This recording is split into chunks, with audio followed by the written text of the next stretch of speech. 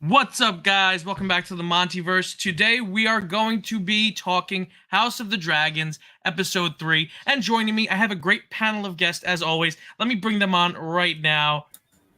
What's up, everybody? Dude, House of the Dragon. That's what I Singular. said. No, You you said well, dragons. You did it last week, too. Well, there's multiple dragons. Dude, Zack, come on, dude. He has COVID, dude. Come on, dude. Oh, my bad. Don't disrespect the dragons, okay? Hi, Dan. Anyway, hold on. How everyone many is abs do you think dragons have? 7. 74. I mean, I think it depends on the dragon, right? Yeah. On average? Yeah. It depends And on also, size. do they have abs on their necks? No, they don't. But guys, Those are this is ridiculous. Stop derailing this conversation intentionally, Dan. You're terrible. Anyway, Glad to be here. I'm glad you're here too, Dan, joining us for the first time. All right, and as usual, we have Zack, John, Lestrina, and Patrick joining us as well. Guys, let's jump right into this episode. We've started back with the Crab King, Mr. Krabs himself, Lord of the Crabs, champion of all shelled creatures. What's going on with that? Why is that there?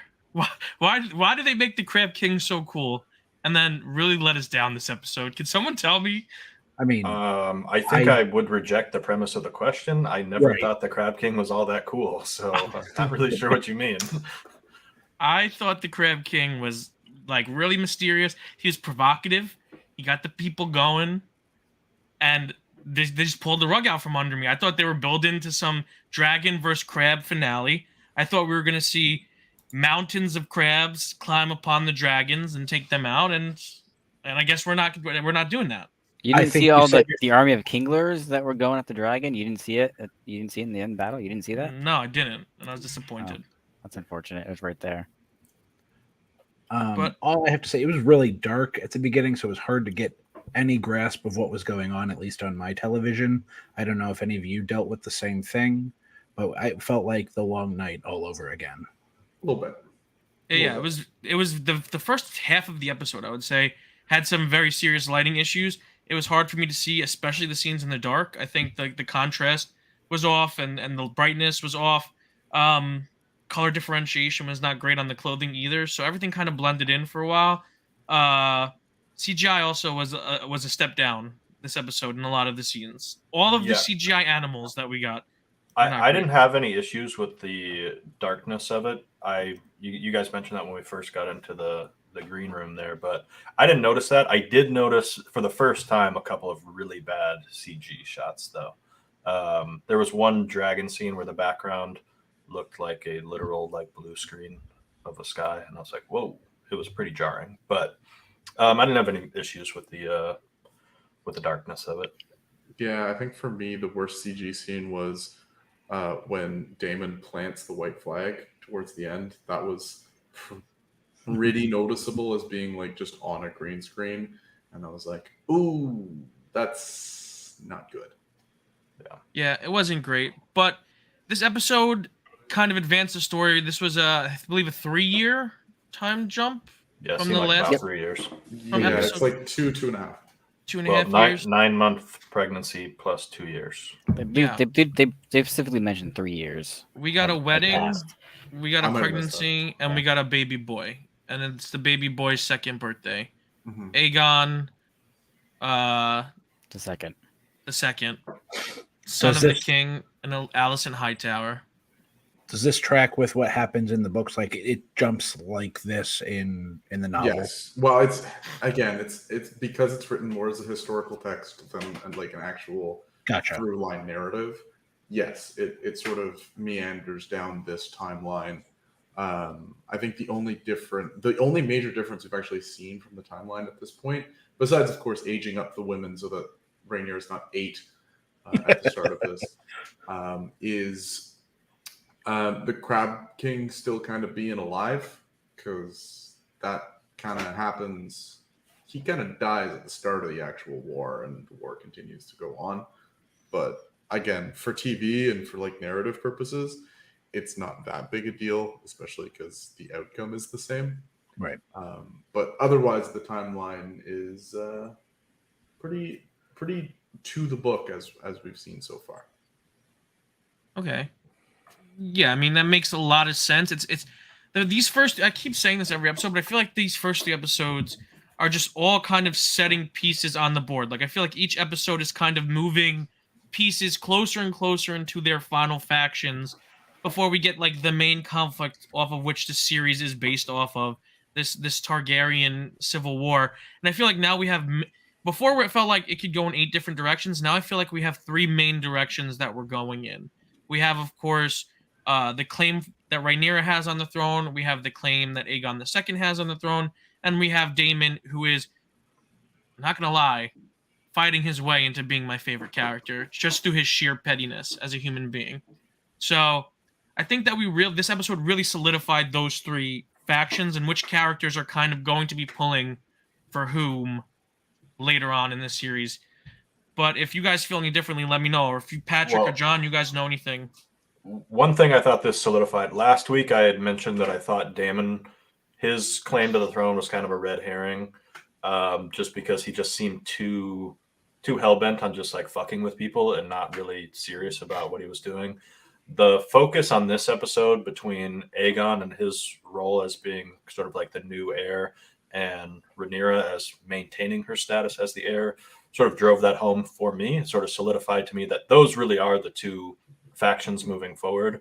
And then Daemon will play a role in that, it seems like, somewhere, but I don't think it seems like his claim to the throne would have no legitimacy anymore given Aegon's presence. So yeah, I think that sort of shores that up a little bit. Now it's going to be more of like vying for Daemon's support potentially. I'm not sure whether you want that or not. I suppose maybe you do from like a strength standpoint, but does it make you look bad if Daemon supports you? I'm not really sure. So Yeah, curious to see how that goes. Daemon feels like he's an agent of chaos from a narrative standpoint. Like he is there to sow seeds of discord. But the one thing he has going for him is his prowess in battle. Like he will get.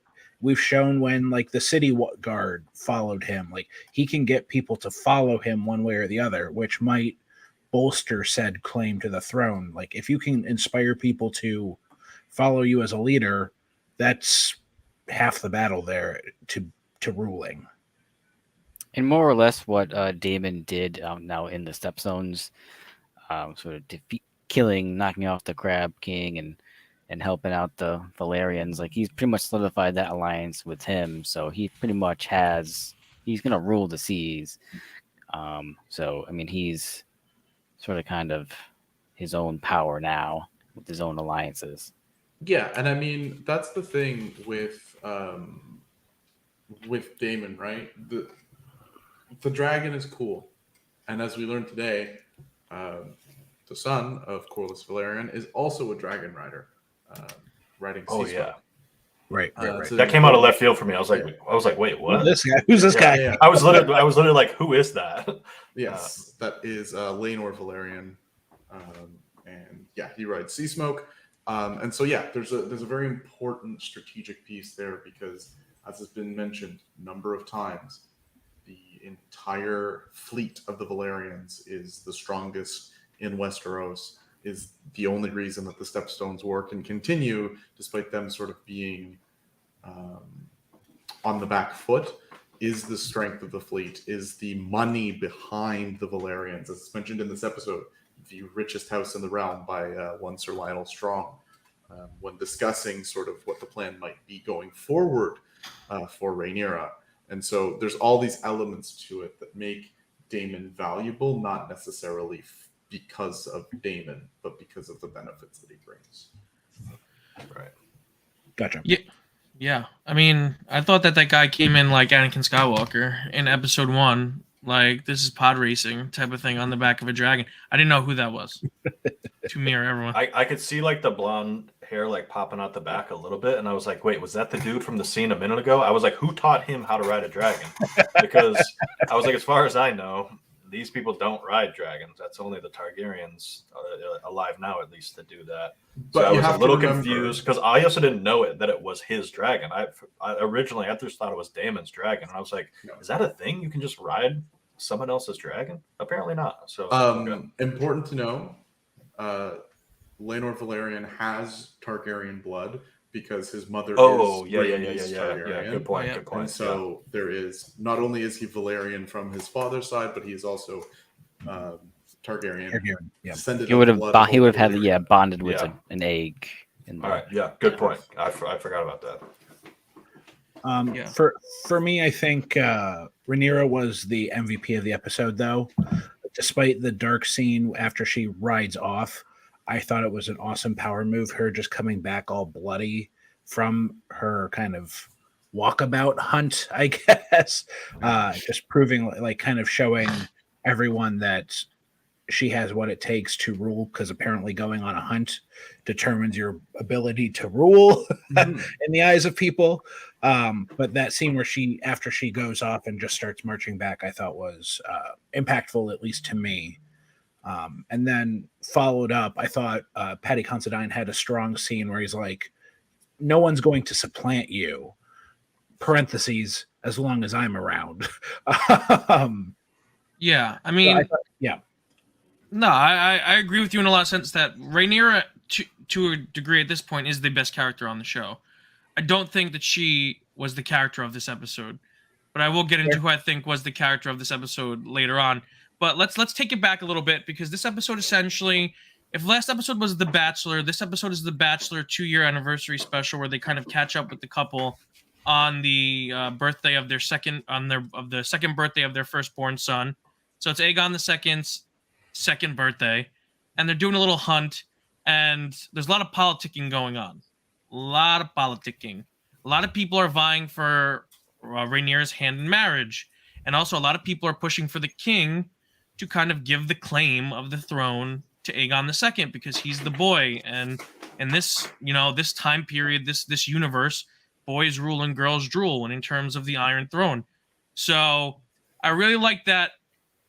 I liked how a lot of the best moments of the episode came out of that.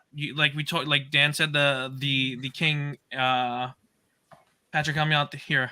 These names, I don't remember all the names. Viserys. King Viserys. That little moment, like seeing him kind of back Rhaenyra, was really nice after his constant string of bad decision making that he has in episode 1 and 2, and to a certain extent points in this episode as well.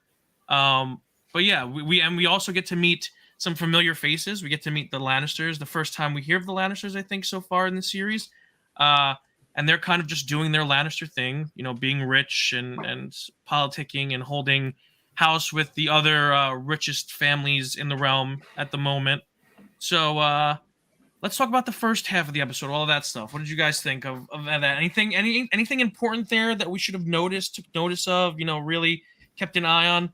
Well, I just want to say, like, that one scene you're talking about where Viserys is talking to Jason Lannister, that was kind of like the first moment where we see Viserys actually have like some backbone and actually stand up to somebody and just tell him how it is and be like, bro, I'm the fucking king, step down. And that was nice to finally see that, especially in support of Rhaenyra, who has clearly kind of been, just been bumped around. Obviously, being named heir was great for her, but then immediately it's just sort of like she's just getting pushed back and forth, and it's like it doesn't seem like she's actually in a great spot. So for him to stand up on her behalf was pretty nice to see, especially sort of in such an empowering way. On the back of a little bit of a liquid courage, methinks. Yes. That was a pretty common thing. He probably wasn't that drunk when he talked to Jason, but he got pretty wasted by the time he and Allison had that first conversation by the fire. He got turned. He got really turned. And what's a king to do but get turned and then go murder a stag? Barely. Really bad. I think is a pretty interesting way to show that. Yeah, I mean, I'm not going to expand on that anymore, but I think they did that on purpose. Well, I was going to ask you a question about that, Patrick, so I'm glad you brought that up. Okay. I obviously I had a feeling that was there intentionally. Yeah. That him, after being pointed at the kill zone, him missing on purpose, was done intentionally. What was to either foreshadowing something or a way for them to build character and to show like this is the kind of person he is. but I'm assuming that I'm right in my assumption of that. I think there are many ways that you can interpret the symbolism of this. The way I've chosen to is he gets a second stab at it, right? And so Mhm. this notion of he tried the first time on his own and it might not have worked. But now, thanks to the help of others, he got right the second time. And just what's parallel, those parallels are to his real life, to his actual life and what is happening in the show. I think that's Okay. sort of where the symbolism in that. So that was more foreshadowing the end, where he tells Rhaenyra, like, "Hey, the claim is yours as long as it's until I'm gone. The claim is still yours, essentially." So, Yep. okay, got it. All right. One thing and- too, I would also too, he's very much trying to continue the good times of Jaehaerys of not being a war king. Peacetime, is better. So him kind of missing, it's like you can say, okay, he's not like really a fighter kind of, not a fighter king, if you will. He's got a sword, but probably doesn't really know how to use it too well. So I saw it as kind of, hey, I don't really want to kill this thing. It's not even the white one anyway, so it doesn't even really matter. It's brown, which is a good thing, I guess, for his dreams and his visions and his mental state, not being like the white one. But I kind of just took it as, okay, yeah, he's not really a fighter. It's like, hey, peacetime.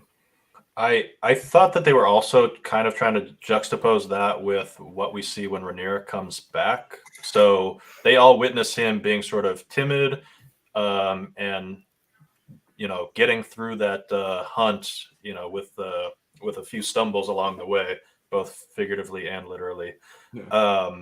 And then Rhaenyra just comes back, just bloodied and just strutting like she is the queen already. And I felt like a lot of people took notice of that and were like, Yes. whoa, like, Yeah. maybe Viserys isn't it, but Rhaenyra, I think we've been sleeping on Rhaenyra a little bit. That's exactly what I was going to say. Yeah. There were two reactions when she walked back. There were like those two, what looked like knights, that looked like fighters, giving her like the nod and like that's badass. Then I'll clarify in a second. Sorry. And then I just one more thing. I was just gonna say. And then you have Jason Lannister, who kind of curled us up like, like ew, like you're a woman with blood on you, ew, ewy. But yeah, go ahead, Patrick. Clarify. Yeah, sorry.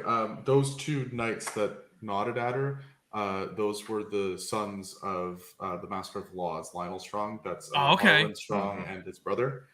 So that's just who those people are. Nice. All right. Yeah. So go ahead, Dim. Yeah, I was going to say, the kind of preceding this whole scene, though, one that really stood out to me too was the animosity still felt between Rhaenyra and towards Alicent. And I'm very curious, as a non-consumer of any House of the Dragon stuff, how that's going to play out, especially as we continue to time jump, being her stepmother, being the mother of her stepbrother. I think if she has this much animosity still, I wonder if that only festers or if that softens over time. My inclination says the former, but that seems to be a very important relationship because they were so close pre-marriage. That scene stuck out to me as well. Yeah. Well, Allison sort of kind of comes to her defense that, hey, like, Viserys didn't just pick her for no reason kind of thing. And a kind of a little nod from Rhaenyra, like, Thanks. Cool. Yeah, Allison had a pretty strong episode. Yeah. I mean, we still at the end got another go see him in his chambers moment from her father. Otto Hightower continuing to climb the creepiness charts. But I think overall she had a really strong episode in terms of establishing herself sort of as what the platonic ideal of what a woman in power at that point should be. And in this context, the ideal woman in power, someone with a lot of soft power behind the scenes and not necessarily willing to exert it publicly, but knowing how to do it privately. Maybe a little bit unbeknownst to her in that sense, but I think she's just showing that she's got good instincts for this sort of thing. Yeah. And also Otto does continue to be the worst. Yes. Just like a real creep. Just like a real creep. I mean, Rhys Ifans is doing a great job at being a creep. Like, it's a believable creep, but yeah, the worst. Yeah, I think each episode you kind of peel back because the first episode really paints him as an intellectual, as someone who's kind of sound of mind, but is doing things out of desperation. Then as the series is going forward, you're kind of realizing this guy's just ladder climbing, and he's doing it in a very slow, methodical, and creepy way. It's the creepiest ladder climb we've seen in a while in Game of Dude, Thrones. it's a high tower, man. You gotta get up there. Yeah, you got to climb that high tower. Hello. But in regards to, oh, go ahead, Dan. I would say, where is he on the little finger scale of creep? Well, we refer to him as middle finger here. He is middle finger. So I think that gives you an idea of where we place him on the scale of creepiness. But yes, this episode did a really great job of kind of taking Alicent, Rhaenyra, and Daemon. You kind of have this 3-year gap, and all three of them are kind of adjusting to huge transitions in their lives. Daemon was kind of pushed to the side. Rhaenyra was made the heir to the throne, essentially, and then you have Alicent, who became queen and then gave birth to a son. So I think this episode, by the end of this episode, you kind of have those three characters kind of changing a lot and kind of being over their shit, I should say, like getting over the shit that they were all going through and kind of settling in to the roles that they are going to be having moving forward in this series. I really think that this episode showed that Alicent has really taken to being the queen. She's really, like Patrick said, she's kind of really fit into that role extremely well. But I think also in the little time that we had with Daemon, I also think this showed a really good character shift for Daemon, and not so much in a shift of his character personally, but I think in a shift in where the character could be going in the story. And with Rhaenyra too, I think Rhaenyra is kind of done being in her feelings for the moment. I think that she's kind of more dead set on her duty going forward. And again, Patrick or John, correct me if I'm wrong or if I missed anything, but that's kind of where I saw this. I saw this as like being finished with chapter 1, and we're moving forward and progressing into the real meat and potatoes of the story. Based on, I watched the preview after, so based on it, yeah, there's going to be some other. I don't think Patrick watches the previews. No, we don't watch it either. I don't watch. But yeah, it seems like they're taking the next step to getting closer to ultimately, I think, where they're going to end up. Because again, it didn't seem like to be necessarily a big like a time jump year wise. I'm not sure if it's going to be, but they're going to escalate some things. Right, and also I wasn't sure that this episode demonstrated that Rhaenyra is like as duty bound as, I mean, maybe at the very end of the episode, once Viserys makes it very clear that she is still the heir and says, marry whoever the hell you want. But up until that point, it seems like she is still she's operating under the assumption that she is no longer the heir, even though it hasn't been made official or public or anything. She's operating under the assumption that she's no longer the heir. And also that she is basically just a political tool at this point, right? He's trying to marry her off. And she's not really happy about either of those things. She doesn't want to be used as a political tool. She doesn't want to marry just some rando, especially not Jason Lannister, because he's a tool. And she's like, that's a good match. Yo, I want to be the fucking queen. And I mean, I guess she does have that conversation with Kristen Cole, who they're definitely going to smash. Like 100%. The best R&B singer in the 9 Realms. Kristen Cole. I guess she does make a comment like, do you think they'll accept me as queen? So maybe in her mind she still is like thinking she'll be the queen, but I don't know. Her conversation with Viserys makes it pretty clear that she Kristen Cole, doesn't really think that's going to happen anymore. Well, I think the concession on Viserys's part to say, marry whoever the hell fuck you want, as long as I think it's a concession on his part, and I think that it demonstrates that she still isn't duty bound. Honestly, I think she is still very much trying to carve out her own path within the pretty restrictive limits of Upper Westerosi society. But I don't think she gives a fuck. I think she's trying to follow a little bit in Daemon's footsteps, but she's also understood where Daemon has misstepped in certain ways, and is trying to find the happy medium between being a rebel and being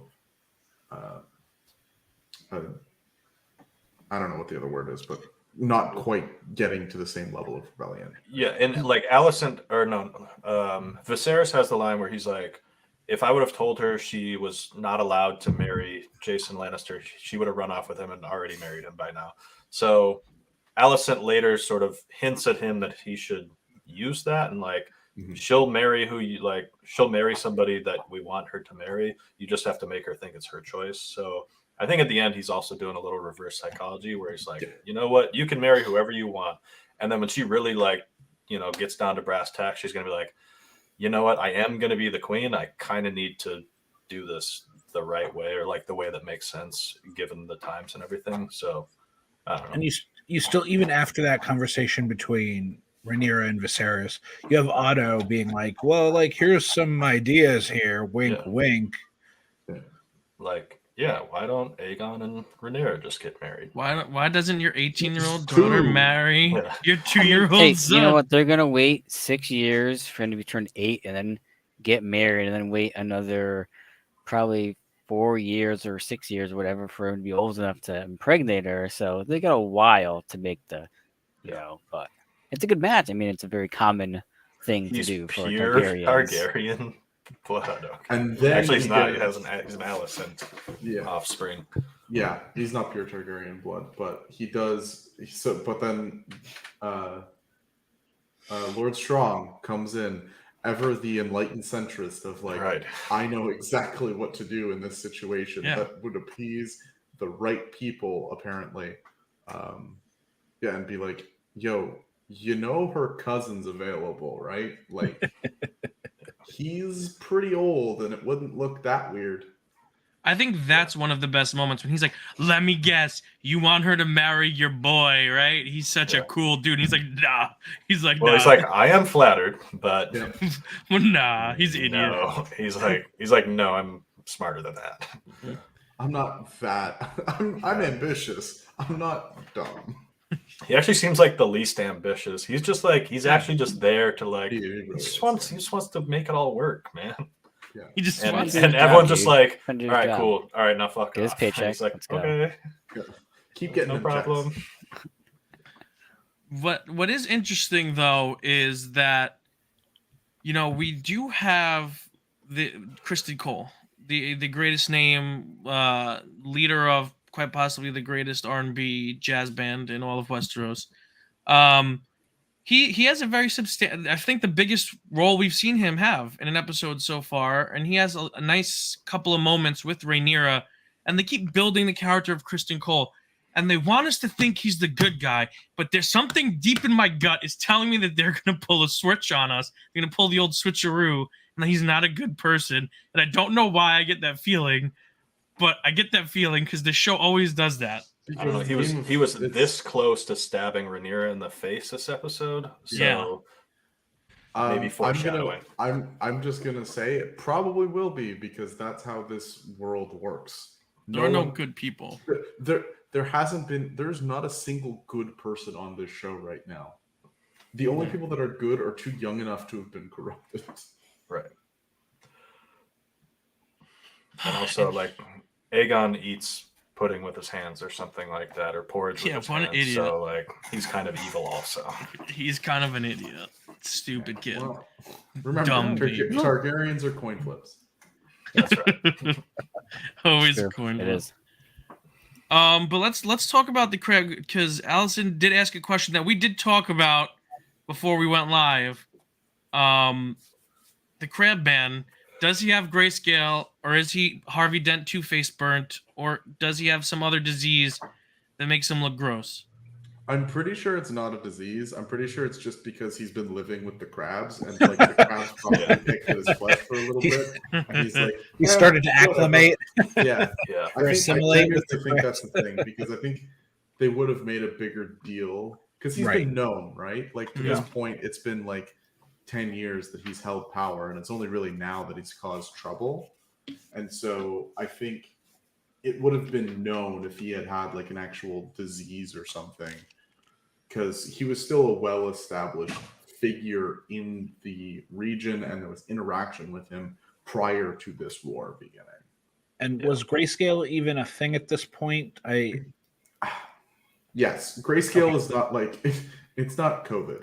It didn't No. just pop. It didn't just Well, pop but I up mean, in, Valeria is still a place at this point, right? So, like, I know, No. it's not. No, the Doom of Old Valyria is like, Okay, this is God, hundreds, if not thousands, of years prior to the events. Wait, I think it's only like Yeah. 200 years prior to this. It might be. Okay. Yeah. I listened to a preview of the series on.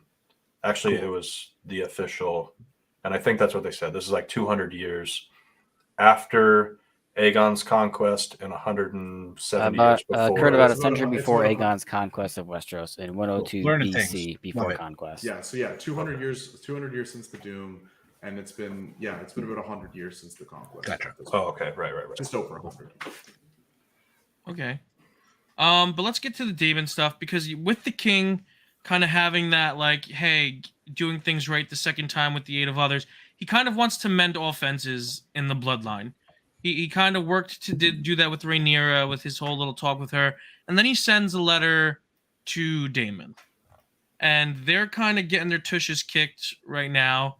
They're having a little setback, if you will, in their war that they got going on with the Master of the Crabs, the Crab King, the Lord of the Crabs himself. And Objectively hilarious name, the Crab King. honestly, I don't even know if that's his name. That's just what I call it. Crab feeder. Cragcast Drahar called Cragcast Crab Feeder, Captain Crab. or just Crab Feeder. So, Crab King. No one will get that reference besides me. but yeah, Daemon doesn't take the letter very well, because his brother's coming to bring him help, and he's gonna come and help his brother win the war. And Daemon doesn't like that. Daemon does not like that at all. Damon has never heard the phrase "don't shit." Yeah, exactly. He beats the shit out of that guy. Should also be noted that Viserys only does this because, once again, he has somebody else explaining to him like very simple concepts. In this case, Alicent is like, Viserys is like, if I please one person, I make someone else mad. I can't do anything right. And she's like, okay, so then maybe just do whatever's like best for the realm. And he's like, God. If someone's going to be mad no matter what, maybe I'll do something good. I rule over an entire country. Yeah. So, 6 to be exact. yeah. So, yes, that was nice that she's able to Esquidorn. convince him, like, hey, maybe No, do it because it's good to do.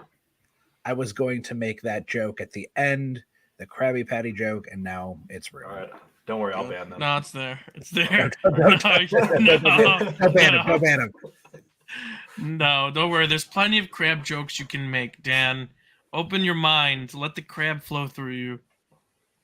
Anyway, Sorry, I was being very shellfish there. thank you. Stop. Boo. All right. So my man Damon, never wanting to let me down, knows I have a lot riding on him, knows I have a lot riding on Matt Smith, the actor. Great actor, Matt Smith. Greatest actor of our time. Great actor. Matt Thomas's actor. favorite actor, Matt Smith. Matt Thomas is a huge fan. Matt Thomas is not here tonight, but he's a huge fan of Matt Smith. And he goes and he sails to wherever the Crab King is. I forgot. But he goes over there and he kind of just draws the Stepstones. And he draws everyone out. And he's surrendering and he's giving himself up. But then he's like, what? What's this? Damon starts soloing everyone. He takes like the star from Super Mario Brothers. And he just goes ham. It's For like like that one scene 15 in The minutes. Wire where Omar jumps out of the apartment building and is somehow alive, and you're just like, wait, how did this happen? Yeah. You'd also think that like the archers, I was going to call them arrow shooters, but there's actual word for it. The archers would be like, oh, we keep hitting behind him. Let's aim a little further ahead. And You gotta maybe lead that those will. shots. For the first time ever, someone not running Serpentine has paid off. It's actually worked because they were aiming as if he was going to run in Serpentine. If you look at like how some of the arrows land, and he just runs straight the entire time. But also, like, pretty telegraphed. This guy is the scummiest of all scumbags. He's not surrendering. No, But they're like, is he really crazy enough to take all of us on. But what they didn't account for is the fact that Daemon Targaryen is so petty that he would rather die or lose the war on his own than perchance win the war with the aid of his brother and have his brother throw that in his face. So this guy was fueled by the power of his pettiness, and I was there for it. That whole sequence, I was just clapping, just standing, round of applause for Mr. Daemon Targaryen. It's very on brand for him. Very on brand. That's the through line. Every episode with him does something petty. But not only petty in the most grand, spectacular. Yeah, he raises. fashion. He takes it up a notch. All right. He is the prince of pet. Like, he is what Prince did to music. He's doing for pettiness. Like, he is the Michael Jackson of petty. He is the Elvis of petty. He's the Beatles of petty. He's revolutionizing it. He's the Richard Petty of petty. Yeah. He's the Tom Petty of petty. He's the Tom Brady of petty. But anyway, and it works. Plan works.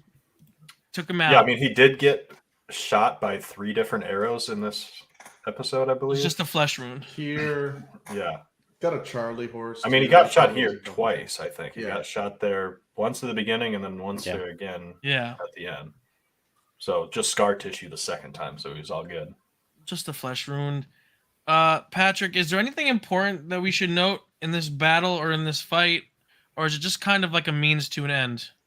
I think it's mostly a means to an end. I think what's interesting is the parallel imagery with the triumphant sort of Targaryens in this episode, because it really is just amazing how both Rhaenyra and Daemon both return triumphantly, bloodied, hair slicked back, all of this. I think there was a lot of interesting parallelism done in how all of this was shot, and I think this episode, I think of the 3, is sort of the most obvious in how it is drawing lines in the sand, both literally, I guess, and metaphorically.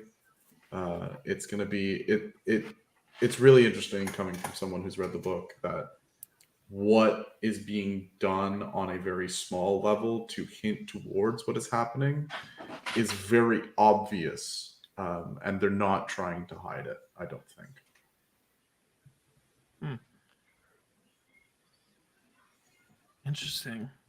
Interesting. So, Patrick, how close are we to getting into the real, like, core meat of this story? We've still got like a decade of politics and intrigue to get through at this point. Dang. Like, I was gonna say, yeah, this whole story is like 20. It covers like 28 years or something. So we're what, like 5 years in, or no, not even. We're 3.5. Yeah, years so in. we're at like what? 108. 108, 109, 110. Okay, so for timeline purposes, Alicent and Viserys are married in 106. So if we're like 2-3 years later, we're about 109. So we have 11 years of politicking before like we get to the absolute climax of what transpires as a result. Like, not even before what's going to happen at the end of this story, but like the climax of the build-up is still like there's still like 11 years of like shit to parse through. And I mean, we know just in terms of the show, from a production standpoint, like we have older versions of a few of these characters that we still have yet to even be introduced to. So like clearly there needs to be a sufficient time jump for it to make sense to have new actresses playing those characters. So Yes. it definitely seems, from my perspective, there's going to be a bit more yet. A bit more to see. But are there any talking points that you guys want to bring up from the episode? I'm gonna go back through my notes in my head. I don't think so, really. I do want to talk about some meta thing about this whole show, given the news that we were given this week about the show going forward. But I'll save that until after everyone's sort of gone through their final notes on the episode. Kristen Cole will be the most handsome king consort of all time, and but the people will love him. To be he's fair, a he sworn can't. knight of the Kingsguard. Yeah, he can't. Dude. His name's in the white Legally. book, dude. Like, Yeah. That means nothing to Rhaenyra. Okay. well, I mean, it meant nothing to Jaime Lannister, but he still was. He was still prevented from taking all of that. Damn it! Now I'm upset. Damn it! Our boy Kristen Cole. Which with that in mind, that makes me lean towards Pat. That yeah, there's something shady about this guy, but who knows what. Well, But yeah, I'm nothing pretty else. bummed now. I think covered everything I had in mind. All right. John, anything you want to talk about? I mean, I do like how we got to, now we have Jason and Tywin Lannisters. You got Jason, the Lord of Lannister, Sir Rock, and the Warden of the West, and his brother Tywin, being the Master of Coin. I mean, I do agree it would be a strong match because money, the realm, the king, they need access to money. Which is why, like, in Game of Thrones, how the Lannisters were so big because they had the money to pump in. That's how old Littlefinger, worked his magic by pumping in the money, by working those deals. So I definitely would have been a good match. Where it's why guys are like, hey, it's a good match, or I can't. That's never a good accent, but obviously it was a very good match for the realm. It makes sense, kind of thing, and he's a very major house kind of thing. But obviously, I mean, sometimes love has to win the day. Yeah. He's got a shitty personality. Yeah. Yeah. Not That was cool, a dude. very nice gift, though. It was beautiful It spear. wasn't used right, but No. Yeah. How And long did it I- take the 3D print, Zach? That took a long time. All right, Patrick, I'm gonna guide say us this through. Yeah. Before one thing, I swear I thought Rainier was gonna get horny after Boar died for a second. Oh. I was like, oh god, That's where's this exactly. going? That's what I thought too. I was like, oh no, they're gonna get bloodied up. She's gonna go into the water or some shit to clean off, and then shit's gonna go down. I didn't even think she was gonna get cleaned off. I thought she was just Oh. gonna, like, the fire inside is gonna get lit, and it's just like, oh shit. I killing assume things. they banged after that. Yeah. Oh, you You think probably they did. did? It was shown. It was just off It screen. was just off Yeah. camera. Oh, definitely. Oh wow. Okay, I didn't think it happened yet, but I mean, they've known each other for 3 years. I mean, they've definitely banged. There's an implication that with the fact that maybe it didn't happen because she didn't watch. She was like covered in blood for like a good 12 hours at least, just based on like the events of what happened. So right. maybe not. Maybe. Anyway, Whoa. All right, meta Okay. news. Patrick, Mhm. do you want to lead us on the major news story? Yes, the major news story that came out this week. Co-showrunner Miguel Sapochnik will be departing for future seasons of the show. I think we've talked about this not extensively, but we've talked about it over the course of this past week. I think we're all pretty unanimously upset at this news. I know myself, the one reason I was very intrigued by where the show was going was the fact that he was attached to it. I thought he was the single best director of episodes in the main run of Game of Thrones, with things like most of the major battle episodes in the back half of the series were directed by him. Hardhome, the Battle of Winterfell, the second to last episode of the entire series, which I can't remember the name of. I think The Bells.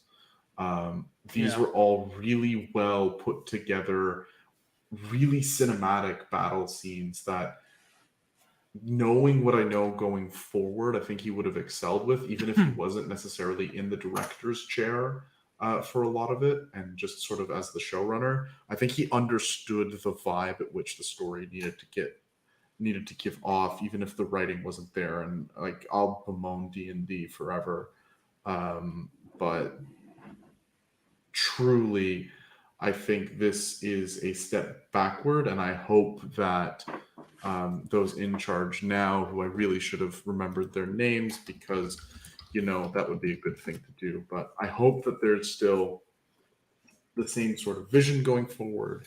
And I think that the problems that existed with Game of Thrones won't manifest here. Again, I've held this belief pretty heartily because the end result is known and the timeline is established, and it's just filling in the gaps as opposed to trying to craft something unique. I also think that George R.R. Martin's involvement with this show should help as far as the story getting fleshed out, because I know the latter seasons of Game of Thrones were done without much of his involvement at all. They were just kind of doing their own thing. So, and I think a lot of what missed in Game of Thrones was sort of the story progression, not necessarily the production of the show. Yeah. Yeah, but honestly, it is very worrisome.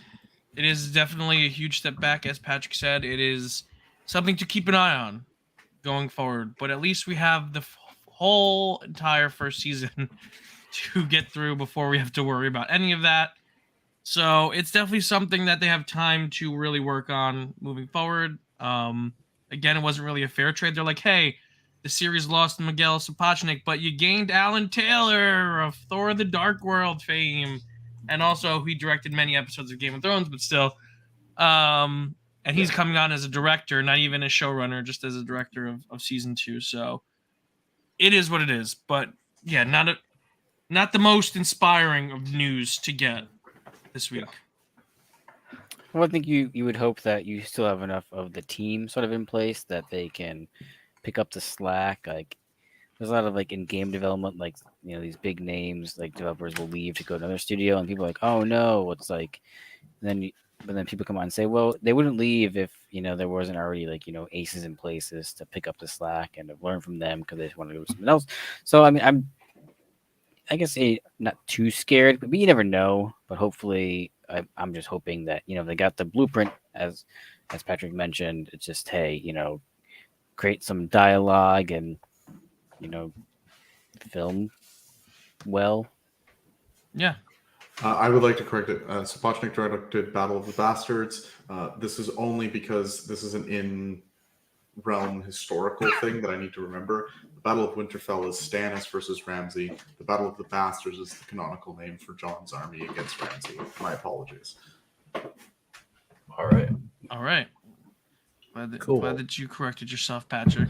Yes, I needed to because my brain would not allow myself to continue. All right. Does anyone have anything else to say about House of the Singular Dragon, Episode 3? No. I thought it was good. I liked it. I also liked it. Two thumbs up. I need to stop watching shows where attractive women get bloody because I think I'm beginning to have a problem. Oh, no. Oh, Ooh, no. That's going to be another after show. Yeah. Another After dark. MontyVerse After Dark. Join us here on the MontyVerse After Dark for our newest docuseries investigating Patrick's new fixation. But anyway, I think that's going to be it for episode 3 of House of the Dragon. John, where can the people find you? You can find me with my buddy Zack every Thursdays on the Family Show over at Schmo Me the Money. This week, I believe we are talking Too Fast, Too Furious. It's going to be a good one. So follow me on the Twitter machine, JON_LASTRINA for more Fast and Furious news. All right, Patrick, where can the people find you? As always, especially after that last comment, don't. Or do and and just find them. Dan, where can the people find you? You can find me twice monthly hosting the Fancast 4 podcast, the number one Fantastic Four fan casting podcast on the internet. Presumably. Yeah, definitely. Look us up on Twitter. The Fancast 4. My personal Twitter is dhouse77. We just had fellow guest of this show, Zach McDonald, on as a guest on the Fancast at 4 podcast talking about Ryan Johnson, everyone's favorite. Very safe, non-controversial director Ryan Johnson. I Totally. agree. Zach, where can the people find you? Well, let's see. As John mentioned, you can find me on the Family Show over on the Show Me the Money channel. As Dan mentioned, you can find me on the Fancast at 4 podcast talking about Ryan Johnson. You can find me doing reactions with Pat on the MontyVerse. Whoa, And you can find me. you're Zach of Whoa, you're I the am Zach? MontyVerse? Zach of the MontyVerse, Whoa. the channel we are on currently, and I am Whoa. Zach. Yes. Whoa. What? And Whoa. you can find me on Twitter at hi, my name is Zach M. Tweeting about McGriddles, as always.